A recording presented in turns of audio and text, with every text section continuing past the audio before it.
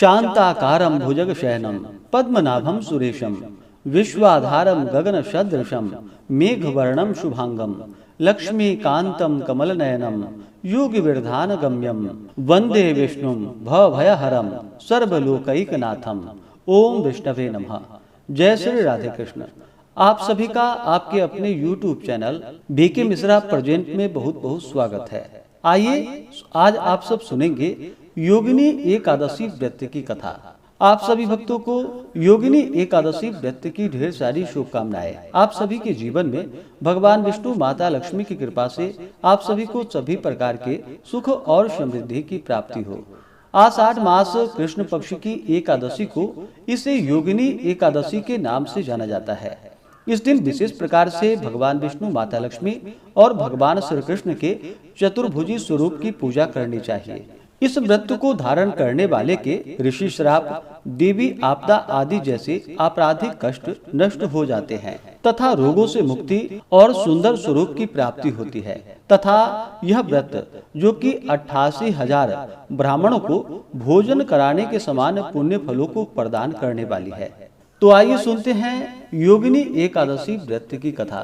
अगर आप एकादशी व्रत के उपलक्ष्य में ब्राह्मण दक्षिणा, अन्नदान, वस्त्रदान, गौदान आदि के लिए देना चाहते हो तो आप अपने श्रद्धा और सामर्थ्य के अनुसार हमें डिस्क्रिप्शन में जाकर के वहां से गूगल पे, फोन पे या अकाउंट नंबर के माध्यम से आप अपने श्रद्धा और सामर्थ्य के अनुसार हमें ब्राह्मण दक्षिणा प्रदान कर सकते हैं।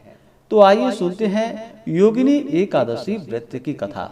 तो बोलिए प्रेम से भगवान विष्णु की जय, माता लक्ष्मी की जय, भगवान श्री कृष्ण की जय, एकादशी माता की जय, सर्व देवी देवता की जय। बहुत समय पहले की बात है। एक बार भगवान श्री कृष्ण से युधिष्ठिर ने कहा कि हे श्री मधुसूदन जी, ज्येष्ठ शुक्ल पक्ष की निर्जला एकादशी का महात्म्य तो मैं सुन चुका। अब आगे आप आषाढ़ मास के कृष्ण पक्ष की एकादशी का क्या नाम है और क्या महात्म्य है, कृपा करके उसको कहने की दया करिए। श्री कृष्णचंद्र जी ने कहा कि हे युधिष्ठिर, आषाढ़ मास के कृष्ण पक्ष की एकादशी का नाम योगिनी है और यह एकादशी त्रिलोक में मुख्य है। अब मैं पापनाशिनी पुराण की कथा कहता हूँ, उसको ध्यान पूर्वक सुनिए। कुबेर नाम का एक राजा अलका नगरी का स्वामी था। वह राजा श्री भूतनाथ श्री भगवान शंकर जी की पूजा में सर्वदा ही मग्न रहता था। पूजन के हेतु पुष्प लाने वाला जो मनुष्य था उसका नाम हेममाली था और उसकी स्त्री का नाम विशालाक्षी था। एक समय हेममाली पुष्प लाकर अपनी स्त्री से कामवश होकर घर में ही रह गया। महाराज कुबेर दीपगृह में पूजन कर रहे थे। मध्याह्न का समय हो गया। राजा पुष्पों की प्रतीक्षा कर रहा था, परंतु हेममाली तो अपने घर में स्त्री के साथ आनंद विहार करने में निमग्न था। उसको पुष्पों का ध्यान भी नहीं था। अत्यधिक समय समाप्त हो जाने पर यक्षराज कुबेर ने सेवकों से कहा कि तुम लोग शीघ्र जाओ और अनुसंधान करके बतलाओ हेममाली इतना समय व्यतीत हो जाने पर भी क्यों नहीं आया।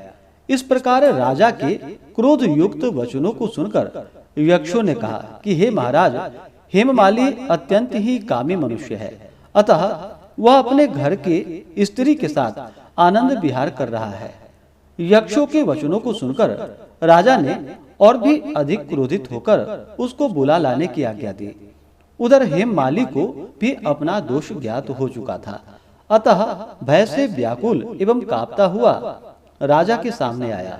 उसको देखकर राजा ने क्रोध पूर्वक वचनों से कहा, रे पापी दुष्ट, तूने भगवान शंकर का अनादर किया है, अतः तू यहाँ से मृत्यु लोक में जाकर स्त्री से रहित तथा कुष्ठी होकर जीवन यापन कर। राजा के मुख से इन वचनों के निकलते ही वह अपने स्थान से नीचे चला गया और कुष्ठी होकर अत्यंत ही कष्टपूर्ण जीवन यापन करने लगा। परंतु ऐसी दशा में भी भगवान शंकर के पूजन के प्रभाव से उसकी प्राचीन स्मृति नष्ट नहीं हुई। वह कष्टों से पीड़ित अपने पूर्व कर्मों का स्मरण करता हुआ विंध्याचल की ओर गया। वहां पर उसको श्री मार्कंडेय मुनि से साक्षात्कार हो गया। वह अत्यंत ही नम्रता पूर्वक प्रणाम करके उनके ही आश्रम पर बैठ गया। जब मार्कंडेय मुनि ने उनको अत्यंत पीड़ित अवस्था में देखा तो दया के वशीभूत होकर अपने समीप उसको बुलाया और कहा, किस कारण इस प्रकार कष्टों को प्राप्त हुए हो। मुनि के प्रेम पूर्वक वचनों को सुनकर उसने अपनी संपूर्ण पूर्व कथा उनको कह सुनाई और हाथ जोड़कर प्रार्थना की कि हे मुनि जी, अब आप मुझको कोई ऐसी युक्ति बतलाइए कि जिससे यह कष्ट से मुझे निवृत्ति मिल जाए और मैं पूर्व की भांति हो जाऊं। मार्कंडेय मुनि ने कहा, अच्छा, मैं तुमको एक व्रत का उपदेश देता हूँ, उसको ध्यान पूर्वक सुनो, जिससे तुम्हारे ये कष्ट निवृत्त हो जाएंगे। आषाढ़ मास के कृष्ण पक्ष की योगिनी नामक एकादशी का तुम व्रत करो। उसके प्रभाव से तुम्हारा यह सब कष्ट एवं यह कुष्ठ रोग निवृत्त हो जाएगा, सब समाप्त हो जाएगा। इस प्रकार मुनि के वचनों को सुनकर उसने भक्ति पूर्वक प्रणाम किया तथा अत्यंत ही आनंदित होकर उनके कथन अनुसार वह योगिनी नामक एकादशी का व्रत करने लगा। तत्पश्चात व्रत के प्रभाव से वह सब रोगों एवं कष्टों से मुक्त होकर शुद्ध तथा सुंदर स्वरूपवान हो गया। हे राजन, इस प्रकार महत्व प्रदान करने वाला यह व्रत है। 88,000 ब्राह्मणों को भोजन कराने से जो फल प्राप्त होता है, वही फल इस योगिनी नामक एकादशी का व्रत करने से होता है। इस व्रत को मनुष्यों को अवश्य ही करनी चाहिए। तो बोलिए प्रेम से भगवान विष्णु की जय। इस बार योगिनी एकादशी का व्रत वर्ष 2026 में आषाढ़ मास कृष्ण पक्ष में इस बार 2 दिन एकादशी का व्रत पड़ा है। स्मार्तों के लिए जो कि 10 जुलाई को और वैष्णवों के लिए 11 जुलाई को व्रत पड़ा है। आषाढ़ मास कृष्ण पक्ष की एकादशी तिथि प्रारंभ समय जो कि 10 जुलाई 2026 दिन शुक्रवार सुबह 8:18 और एकादशी तिथि की जो समाप्ति है वह 11 जुलाई 2026 दिन शनिवार सुबह 5:24 पे एकादशी तिथि की समाप्ति है। ऐसे में इस बार जो कि पंचांगों के अनुसार स्मार्त के लिए 10 जुलाई 2026 दिन शुक्रवार को व्रत बतलाया गया है और 11 जुलाई को जो कि वैष्णवों के लिए योगिनी एकादशी का व्रत बतलाया गया है। व्रत पारण के लिए बतलाया गया है व्रत का पारण द्वादशी तिथि में ही करनी चाहिए और हरिवासर समाप्त होने के बाद करना चाहिए। हरिवासर का समय द्वादशी तिथि का पहला चौथाई हिस्सा हरिवासर का होता है। तो द्वादशी तिथि प्रारंभ समय 11 जुलाई 2026 दिन शनिवार सुबह 5:25 और द्वादशी तिथि की जो समाप्ति है वह 12 जुलाई 2026 दिन रविवार सुबह 4:05 पे द्वादशी तिथि की समाप्ति है। हरिवासर की समाप्ति जो कि 11 जुलाई को सुबह 11:05 पे हरिवासर की समाप्ति है। ऐसे में जो भी भक्तजन 10 जुलाई को व्रत धारण कर रहे हैं वह व्रत का पारण 11 जुलाई को दोपहर 2:01 से शाम 4:39 तक व्रत का पारण करेंगे और जो भी 11 जुलाई को व्रत धारण करने वाले हैं वो 12 जुलाई को व्रत का पारण जो कि सुबह में सूर्योदय के बाद, आपके यहाँ जब भी सूर्योदय हो, वैसे वाराणसी पंचांग के अनुसार सूर्योदय का समय सुबह 5:14 है, तो सुबह 5:15 से सुबह 8:30 तक 12 जुलाई को व्रत का पारण करेंगे जो भी 11 जुलाई को व्रत धारण कर रहे हैं। योगिनी एकादशी व्रत का पारण जो कि यव चूर्णेन पारणम, जौ के चूर्ण से व्रत का पारण है।